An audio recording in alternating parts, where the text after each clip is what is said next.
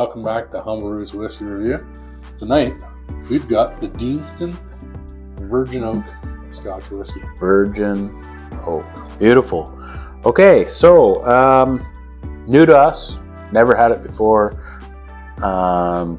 Deanston, what do we know about it? I watched YouTube and something that was recommended on there to, as a crowd pleaser was the Deanston 12. It wasn't available in our market regularly, so they had this one for an amazing price point of $58. Yeah. I watched a couple reviews, I did some reading on it, and I figured for $58, let's pull the trigger. So that's as much as I know. Yeah.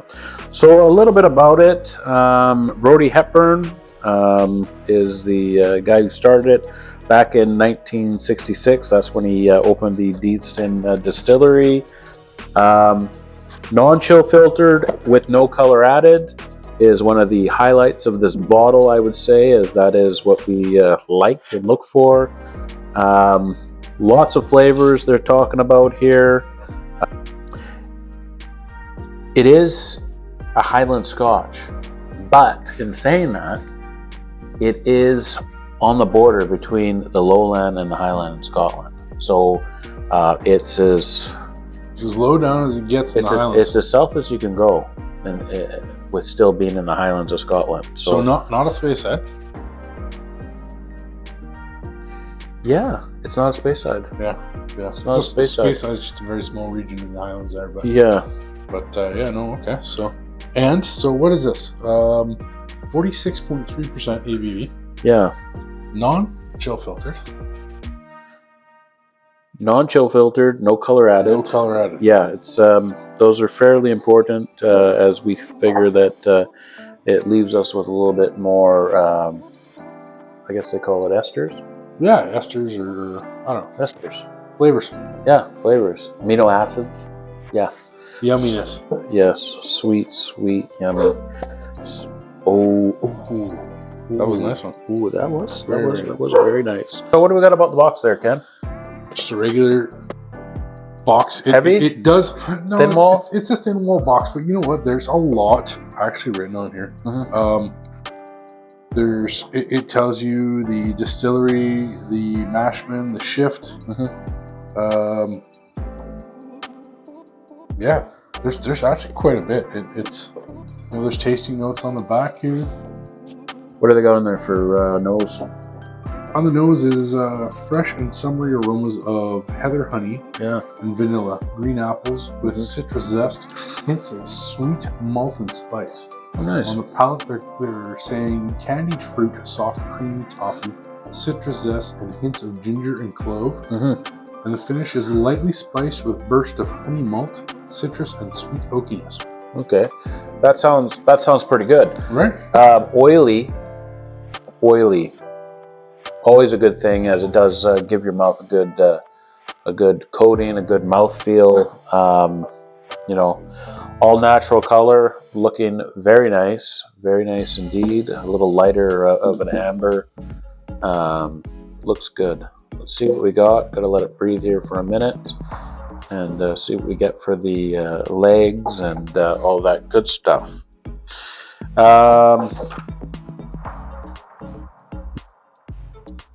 So nose, looked at a few different reviews, a few different write-ups on it. Pretty well, we're close to what they had on the box there. Some red apple, a little bit of banana, vanilla, caramel, baking spice. So it's got some nose features there. Let's. What are you picking up so far? I get spice right off the bat.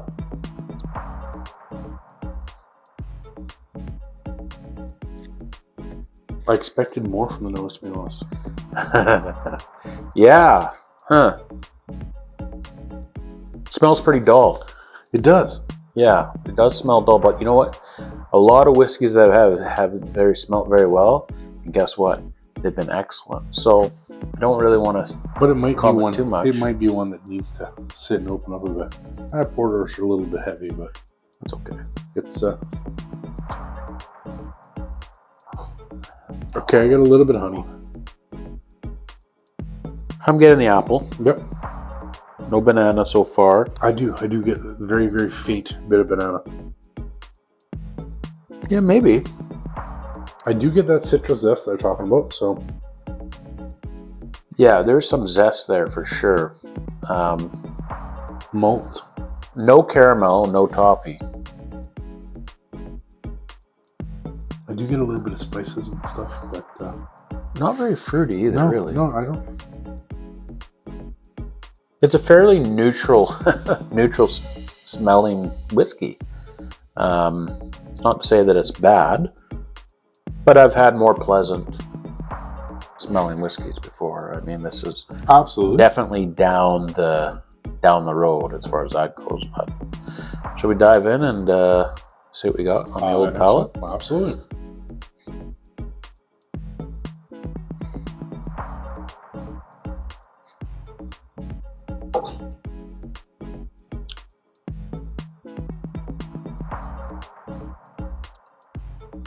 Zest.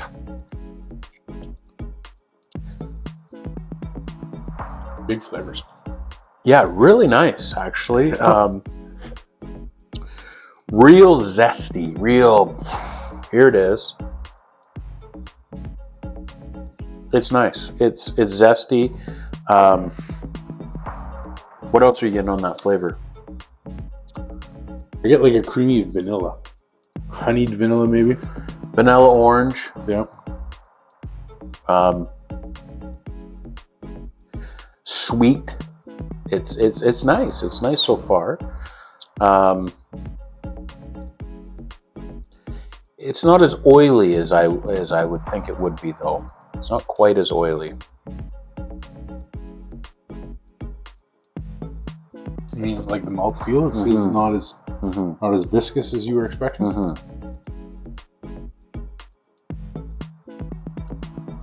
Although the mouth feels fine. Mouth feels pretty good. It's. I know what you mean though. You're thinking It's not coating. thick creaminess, almost like. It's not coating. Yeah. Like oily. Like typically you get an oily Scotch. I mean, you know it real quick. This isn't. It's not light by any means. It's still got a really nice mouthfeel, but taking a little longer there for the. Wow. Way better than I thought. I wasn't sure on this one. Sometimes you have a dark horse. This one was priced really well for what I'm tasting. The nose, a little lackluster. Lackluster nose, but that might just be because it's a new bottle, just cracked, right? So could be that after it sits for a little bit, it'll open up some. Yeah. Actually, I do get green apples. Yeah. Now that I've tasted the whiskey, I do get some green apples in there. So, I don't know if, like they say, candied fruit, and I don't know if that's the flavor I get. I'm getting some sweet fruitiness flavor. Maybe that is what they're talking about. Yeah, I'm getting apple. I'm getting the zest. I'm getting the orange zest. Yeah. A little bit of vanilla. No caramel. It's not like that. I wouldn't. Are you? I mean, it just seems to be more on the zesty side, not on that kind of more of a bitter caramel side. I'm getting zest. I get a little bit of like toffee. I do get a little bit of honey. Yeah. I do get orange, like sweet, like marmalade sort of orange. And then the finish is where I get zest up front and zest in the finish, like citrus zest. And right in the middle, I get all kinds of different flavors. Yeah, I'm assuming it's that candied fruit that they were talking about. Yeah. It's fairly good. What are you thinking on a finish? Medium. Although I still got it. What are you getting for flavors on the finish?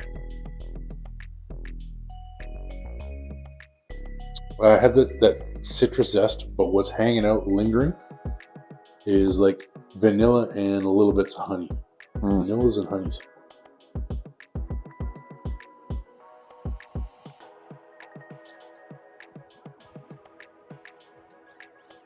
Yeah. So what are you thinking on a scale of 1 to 10? 10 being good. What are you thinking? All right. Well, for this one, the price has to help tremendously here. Yeah. For what I'm tasting, for the price, Mm-hmm. Mm-hmm. It's actually quite nice. it's very good. It's nice. 7 being a rebuy, 8 being what? What would we call an 8? Like a spectacular, like I have to have one all the time.